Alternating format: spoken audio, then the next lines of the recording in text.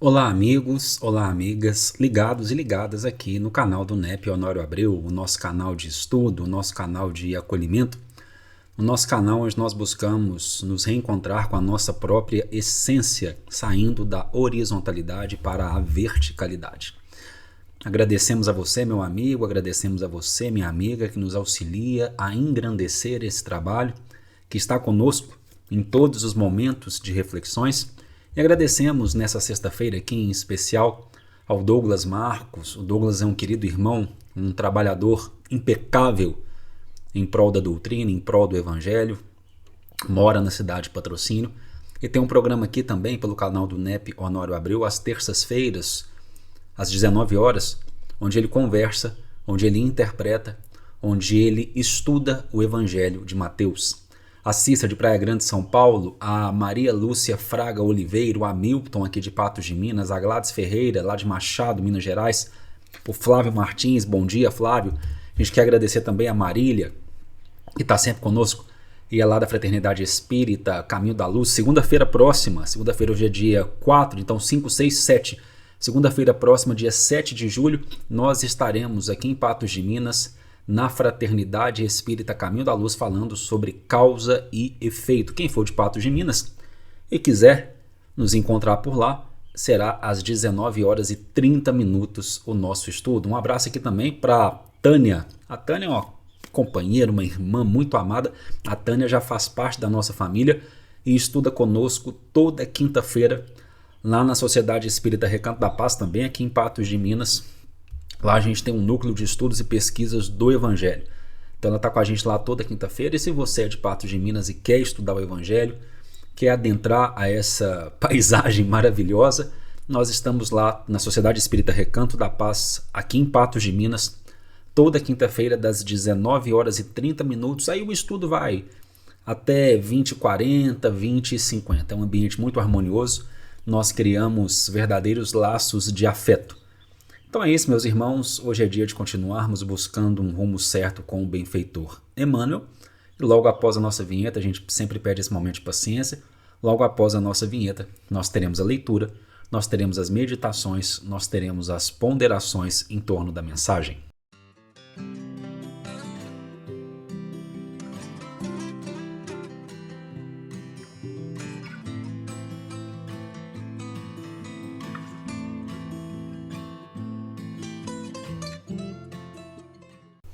Pois bem, meus amigos, minhas amigas, a mensagem de hoje do livro Rumo Certo vai muito na esteira do que nós temos discutido aqui nas últimas semanas. Nós precisamos falar um pouco mais sobre empatia, sobre nos colocarmos no lugar do outro. Há um ditado, salvo o melhor juízo, há um ditado dos Apaches americanos dizendo-nos que o lugar mais difícil de se ocupar é o do outro. O calçado mais difícil de se colocar é o do outro. Nós não sabemos o que o outro está a atravessar. E muitas vezes nos arvoramos em posturas de julgamentos impiedosos. Nós somos ensinados pela Consoladora Doutrina que temos um grande vício radical. Um vício de raiz, o egoísmo, acompanhado ali pelo seu gêmeo mais caro, mais íntimo, o orgulho. E nós estamos vivendo a apoteose de gerações entregues a esses vícios, a esses gêmeos irmãos e as quedas deles decorrentes. Nós, egoístas, orgulhosos, alcançamos montes muito altos de isolamento, não nos importando com aqueles que estão ao nosso redor. A geração atual, uma geração que continua esses comportamentos, uma geração perdida e ensimesmada nos seus próprios enganos, é uma geração que busca se reencontrar com as suas dores, com as suas ansiedades, com as suas dificuldades. E nós apenas nos reencontraremos quando retornarmos a uma postura de reencontrar aquele que está ao nosso redor. Em um mundo tão conectado, onde os aparelhos nos levam a todos os lugares do planeta, nós precisamos repensar as nossas atitudes para com aqueles que estão muito próximos, porém distantes, para com aqueles que estão ao nosso lado. Empatia se faz necessário. Colocar-se no lugar do outro faz-se necessário.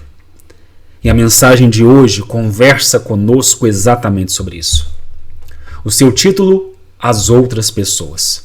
É o capítulo de número 36 do livro Rumo Certo. Diante de qualquer pessoa, seja quem seja, inclina-te à bondade e começa por endereçar-lhe um pensamento de simpatia. Essa dica do benfeitor, ela é primordial. Porque às vezes nós nos aproximamos do outro já com um pensamento de contrariedade e o pensamento cria a vida que nós procuramos. E por mais que o outro tenha boa vontade para conosco, nós já construímos um universo em que nos afastaremos daquela pessoa. Portanto, diante de qualquer pessoa, saibamos nos inclinar à bondade, endereçando a ela um pensamento de simpatia, enviando a ela nesse universo regido por energia, calor humano, amor. Se renteias com alguém que admiras pelas virtudes que lhe exornam o caráter, pondera os riscos a que essa criatura se vê exposta pela altura que se guindou, e calculando os sacrifícios que terá ela feito para alcançar a responsabilidade a que se situa, oferece-lhe apoio, para que não se lhe desafinem as cordas da alma. À frente de outra pessoa que consideres errada, com mais razão orarás por ela, rogando o auxílio da vida maior em seu favor, a fim de que se lhe refaçam as forças. André Luiz tem uma ponderação interessantíssima, dizendo-nos que talvez a queda que nós julgamos nos outros seriam as nossas quedas ainda mais fragorosas se estivéssemos vivenciando as situações que os outros estão a vivenciar. Eu gosto sempre de falar, as circunstâncias que os outros atravessam, elas vão eximir as responsabilidades pelas quedas? Não, mas elas vão pelo menos atenuar. Elas vão pelo menos atenuar. Ora, meus amigos, por favor, a nossa legislação penal não tem os seus atenuantes, as suas causas de diminuição de pena?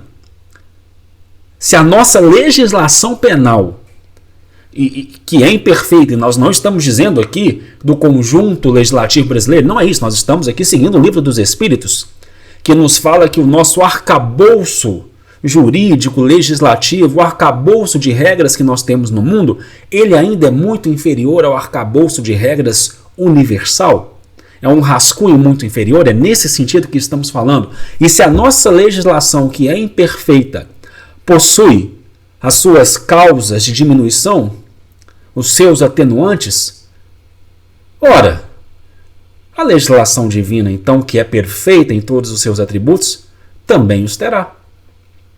Portanto, repito, as circunstâncias que as pessoas atravessam não irão eximir das responsabilidades pelas quedas, mas com certeza irão atenuar. É por isso que o nosso olhar precisa ser compassivo. Porque se estivéssemos atravessando aquele mesmo quadro doloroso, talvez nós cairíamos de forma ainda mais vergonhosa. Continuará o benfeitor, farás ainda mais. Meditarás nas muitas vezes em que essa criatura haverá sofrido o impacto das tentações que lhe assaltaram a estrada, e não acharás motivo para estranheza ou condenação, se refletires nas lágrimas que ela terá vertido, até que a tortura mental lhe impulsionasse o coração para o colapso das energias morais em que se escorava dificilmente. Quanto aquela pessoa resistiu para cair? Quando nós caímos, o quanto nós resistimos para cair? Se os outros precisam ser compassivos conosco, nós precisamos ser compassivos com os outros. Todos somos defrontados no cotidiano por inúmeras pessoas que a vida nos traz à observação. recebamo-las todas na condição de criaturas irmãs, portadoras de recursos e fraquezas, esperanças e sonhos, tarefas e lutas, problemas e dores semelhantes aos nossos, porque nesse planeta, meus amigos, todos nós estamos em situação de ensino-aprendizagem. Não somos todos vítimas, não somos todos algozes. Somos todos aprendizes. Guardem isso. Não somos todos vítimas, não somos todos algozes. Somos todos aprendizes. Consideremos sobremaneira que ninguém se aproxima de alguém pedindo reprovação ou azedume. Todos carecemos de compreensão e bondade. Quando estamos em paz, o conselho que nos induz ao aperfeiçoamento moral lembra a lâmpada acesa impelindo-nos para a frente. Entretanto, quando desajustados pelas consequências de nossos próprios erros, já carregamos em nós próprios fardos de angústia suficiente para o suplício do coração. Então você não precisa condenar ninguém. Você não precisa condenar ninguém. Cada um é herdeiro de si mesmo. Cada um sabe a dor e a alegria de ser quem é. Cada um sabe a dor e a alegria de ser quem é. Doemos a quantos se abeirem de nós o melhor que pudermos. Entendimento, fraternidade, boa palavra, serviço nobilitante. E se não conseguimos doar o melhor de nós para o outro, pelo menos não vamos complicar a situação daquela pessoa. É igual uma frase antiga, não tem nada de bom a dizer, fica calado. Então não tem nada de bom a fazer, se afasta. Se afasta e espera ter algo bom para oferecer. Convençamo-nos todos de que todos os males, os nossos e os dos outros, ficarão um dia para trás em definitivo. Sim, porque nós somos fadados, graças a Deus, nós somos fadados ao amor. Nós somos fadados à perfectibilidade relativa. Toda sombra chega e passa à feição de nuvem perante o sol. Permanecerá no universo, acima de tudo e para sempre, o sol da providência divina. E na luz da providência divina, todos os mundos e todos os seres se encadeiam na corrente do amor eterno, em permanente e vitoriosa sublimação.